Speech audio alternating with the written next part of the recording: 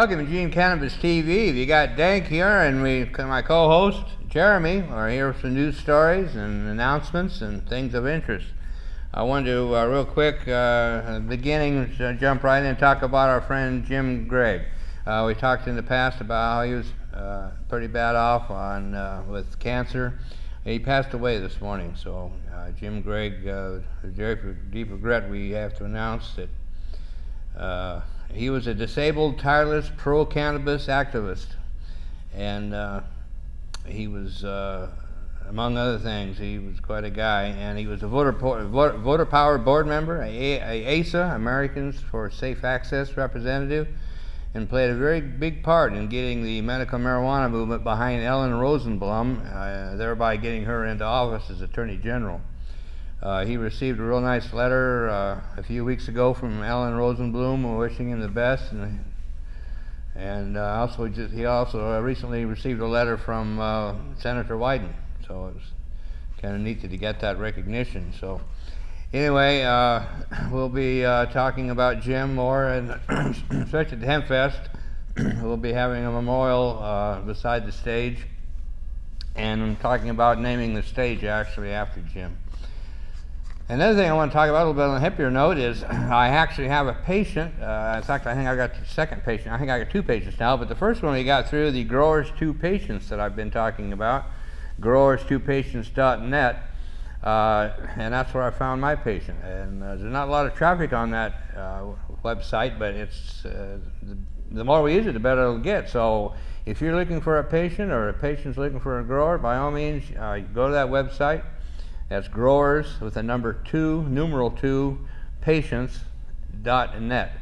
And hopefully everybody can get some help there, and it's free. So anyway, I want to jump in, and we have our first story. This is out of Canada. This is Ladner man develops breathalyzer for marijuana. Retired RCMP officer joins forces with a pair of doctors to develop device police can use roadside.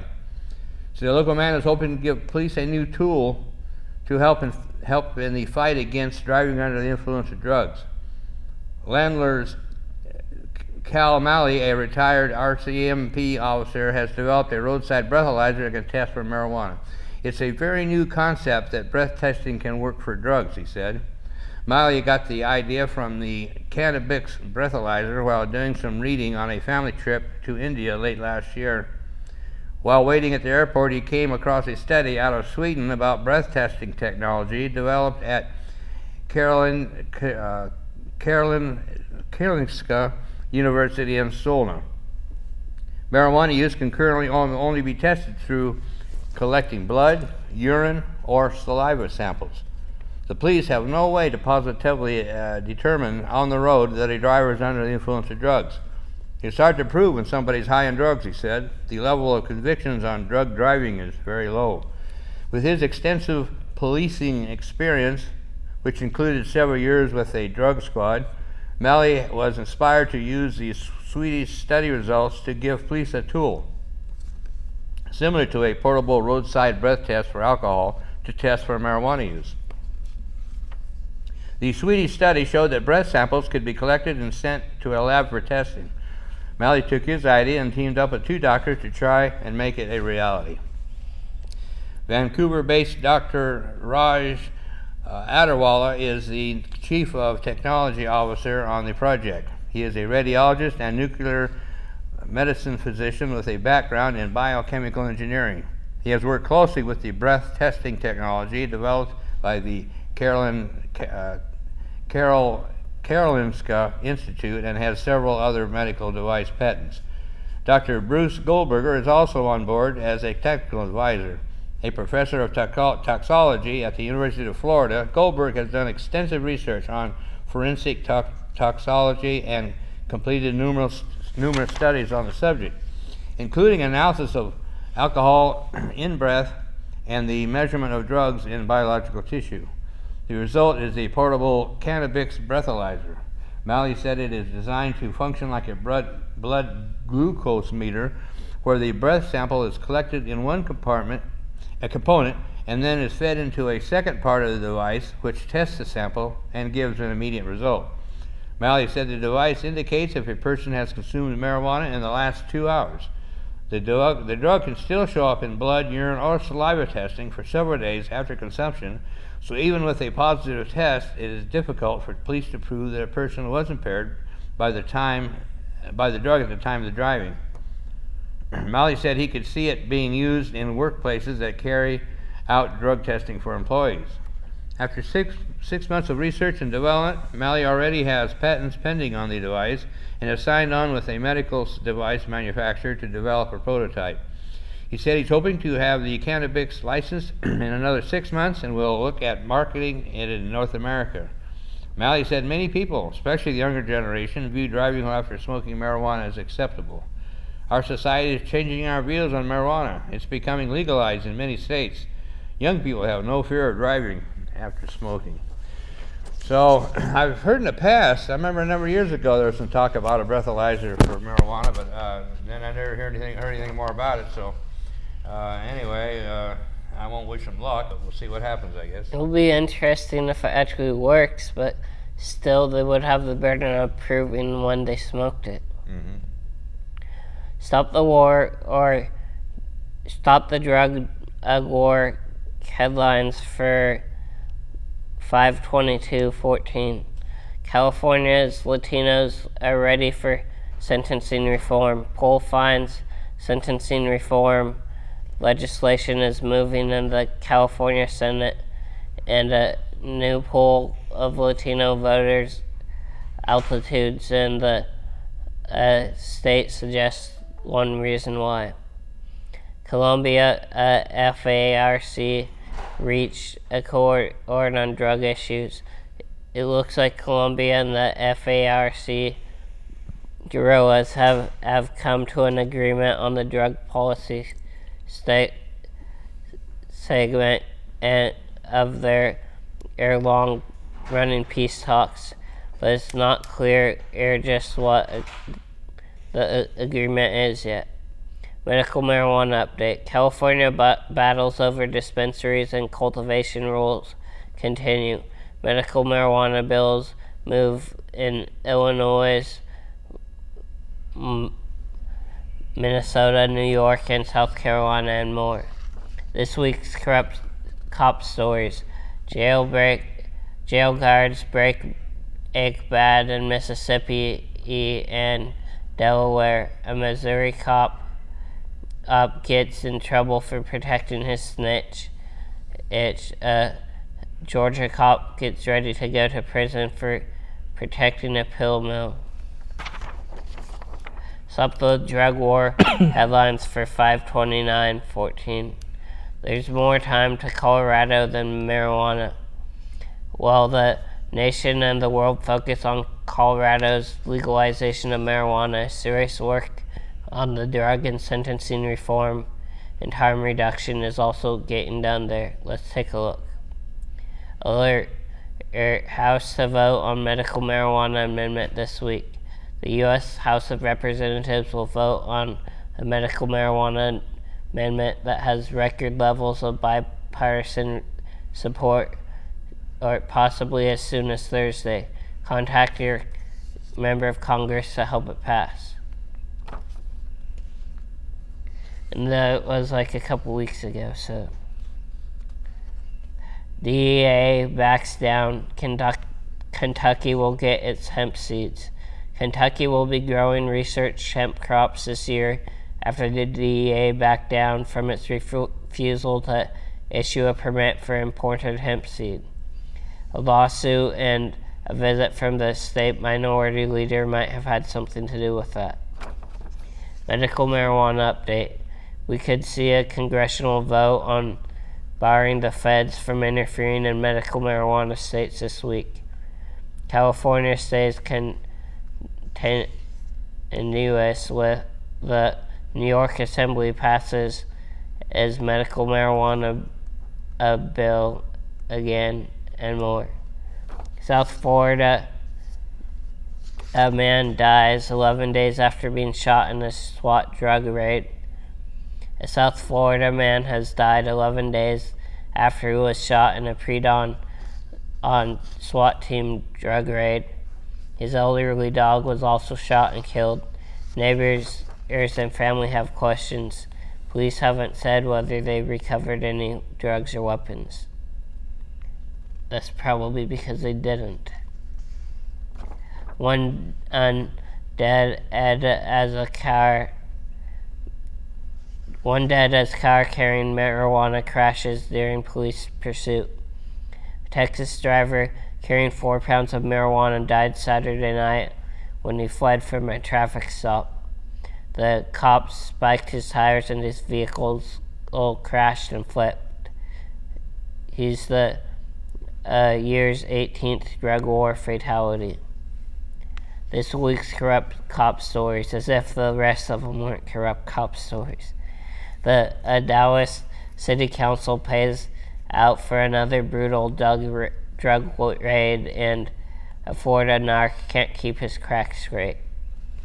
So that's the stopthedrugwar.org website. So that's stopthedrugwar.org website, and that's the Chronicle, email Chronicle, and that's a good thing to sign up for.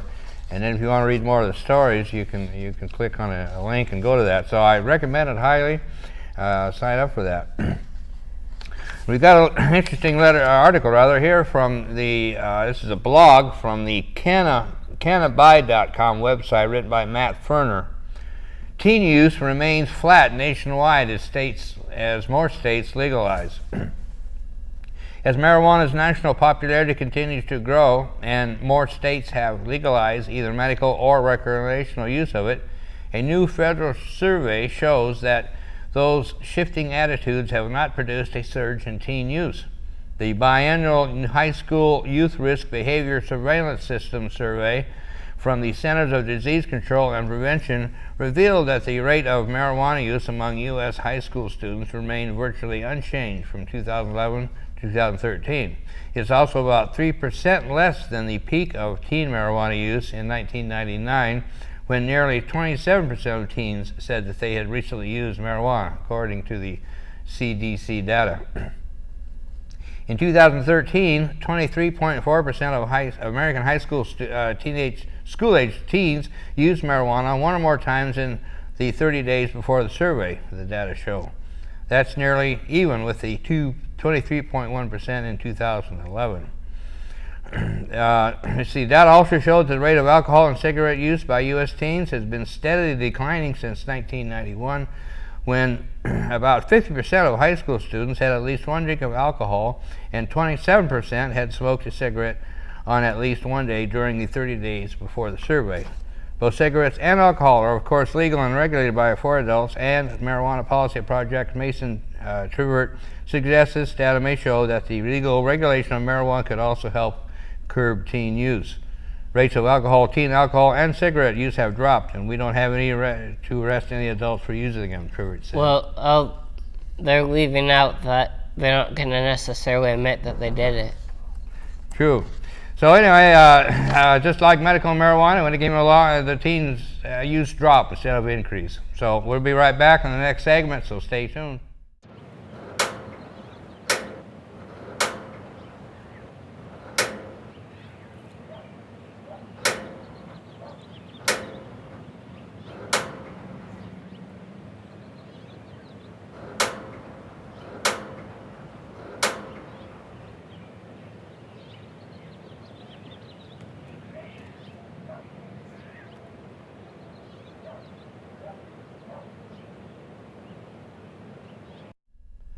Welcome back to the second segment of Eugene Cannabis TV, episode 535, and we've got some more stories for you. This one here is kind of a chuckle, but at the same time, it's an interesting dilemma. This was in, we got this off of the newsnet5.com, written by Miranda Green. The FBI has a marijuana problem. Subtitle is Hiring the Most Talented People, Even Potheads. Washington, D.C., the FBI has a problem, the same problem many private businesses have. What do you do when some of the people you would like to hire, talented people, who can get the job done like to smoke marijuana. After all, weed, grass, pot, ganja, whatever you call it, is legal for recreational use in 2 states. Well on the way to becoming legal or a minor offense in other states and municipalities, and basically overlooked by police in a lot of localities where it technically is still against the law. Bureau Director James Grieg says he is looking to hire about 2,000 staffers for the cyber security unit, but dope smoking applicants are a problem. I have to hire a great workforce to compete with these cyber criminals, Grieg told a crowd at the White Collar Crime Institute recently, and some of those kids want to smoke weed on the way to the interview. Grieg had to clarify what he meant after Senator Jeff Sessions, Republican Alabama, wondered whether the nation's top cop was signaling support for marijuana use. Do you understand that you could be interpreted as one more example of leadership in America dismissing the seriousness of marijuana use? Sessions, what's serious about it? Sessions, I know, he's an Alabama, remember. Sessions asked Grieg during a judicial committee hearing, and that could undermine our ability to convince young people not to go down a dangerous path. Grieg responded, I did not say I'm going to change that plan. I said I have to grapple with the change in my workforce. The plan he is referring to is the FBI's notoriously stringent hiring process. Among other things, you wouldn't get the chance to play a real-life G-man if you have smoked wacky tobacco in the last 3 years. To be sure, companies, and yes, the FBI, can pretty much set any policies they want to regarding sobriety. That is, it's legal to drink in every state in the Union, but that doesn't mean you can show up for work drunk. Many employers have rules against that. Same with showing up stoned. It's best avoided in the spirit of job security. Employer drug testing is trickier. In the case of marijuana, it can measure what you've done in your own time days before taking the test, whenever that activity was legal or not. One of our colleagues here at Script News wrote extensively about this earlier this year. And some employees realized a long time ago they couldn't afford to cut out talented employees who enjoy a joint or two. There are industries like the tech industry where these policies, meaning testing, have never particularly gained prominence, largely because the employers have the understanding that marijuana in particular is a substance that enjoys popularity among the talented pool, said Deputy Director Paul Armitano of the National Organization for the Reform of Marijuana Laws. But the FBI situation is intriguing. Whether it's a private company or the FBI, it's an issue that's not going away. As recreational use of marijuana is adopted in the states and smoking is more accepted, do employers need to change the way they view workers who use it? But Armentano says, don't look to Washington for answers anytime soon, because historically the federal government does not lead on drug policy. It follows. We'll have to wait and see. So that's an interesting dilemma for the FBI and employers in general. And they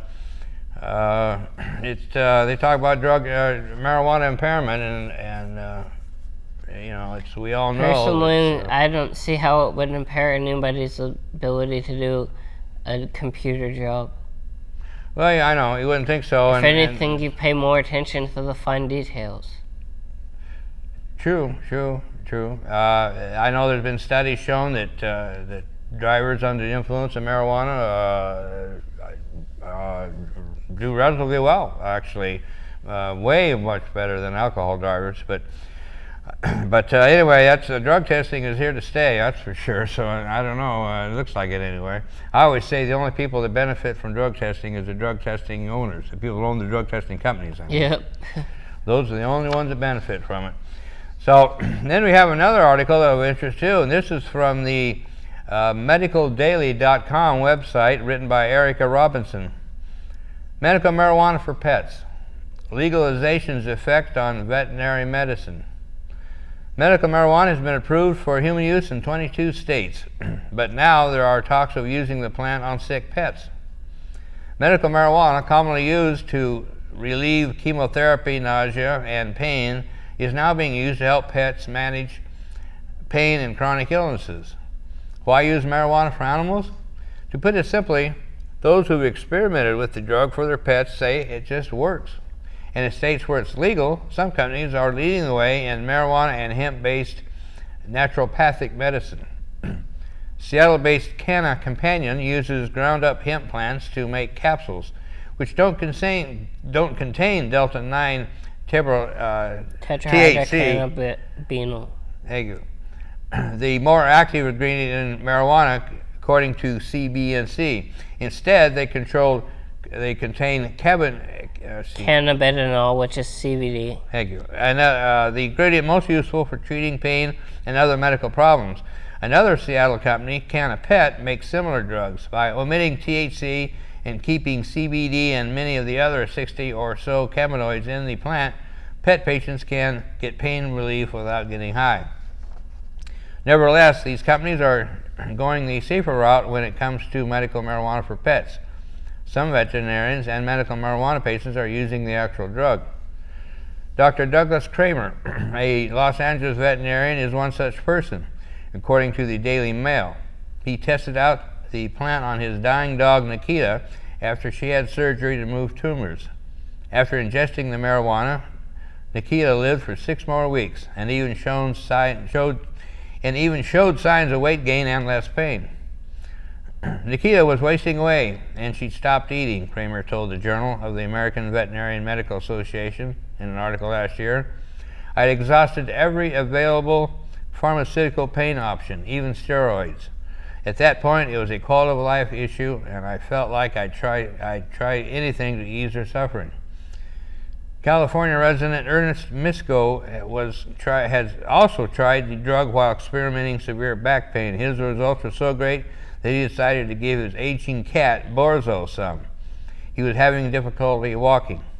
After just a few days of using the drug, Misko noted great improvements in Borzo, who was able to walk around a lot better and appeared to be pain-free. I don't get high from marijuana, but the pain goes away, so I tried it on my cat. My 24-year-old cat. He's feeling better, Misko told the Journal. Cannabinol, okay. Base drugs have always been used for quite some time in the U.S. Nabilone is one such drug, which is also a synthetic cannabinoid. It's used as an antiemetic for nausea and vomiting and an analgesic painkiller for neuropathic pain. It is also used for treating everything from eating disorders to AIDS. Cannabis oils are also used to treat tumors. For pet owners convinced that they should give their dogs or cats pot, it's important to be aware that even in medical marijuana legal states, it's illegal for veterinarians to prescribe or even recommend marijuana to treat patients. Also, the side effects of marijuana are still unclear. Although it's natural, that doesn't mean that ingesting it will cause no harm. A 2012 study from the Journal of Veterinary Emergency and Critical Care found that marijuana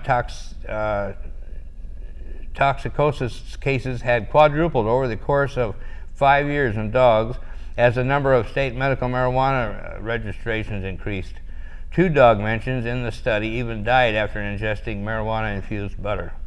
Suggesting that pet owners proceed with caution, experts are interested in the possibility of using marijuana in veterinarian practice.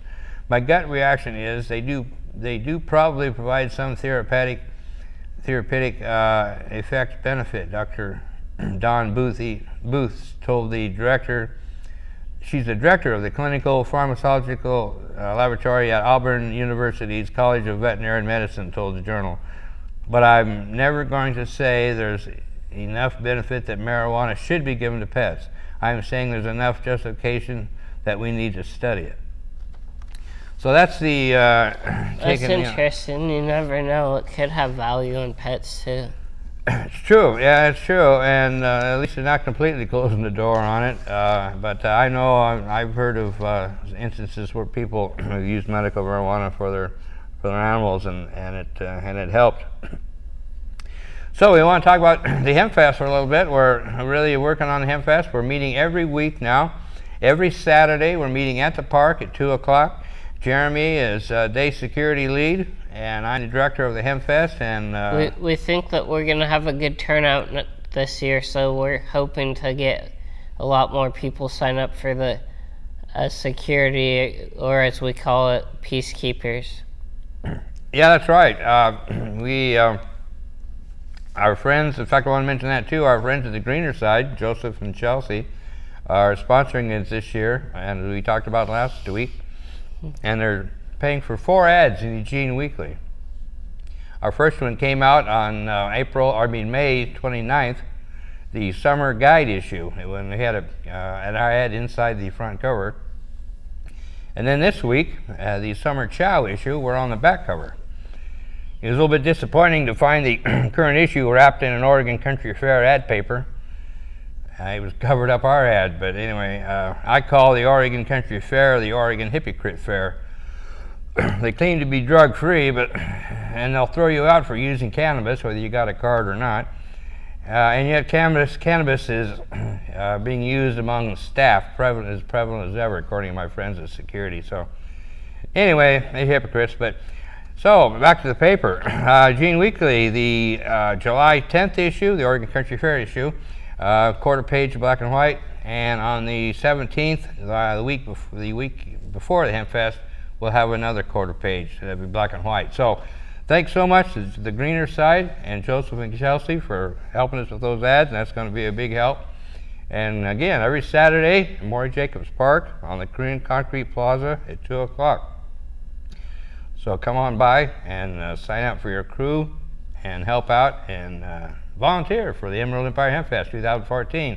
Free to the public, and it's family friendly. So See you there. Free to the public, and no reason not to go. Thank you. Bye.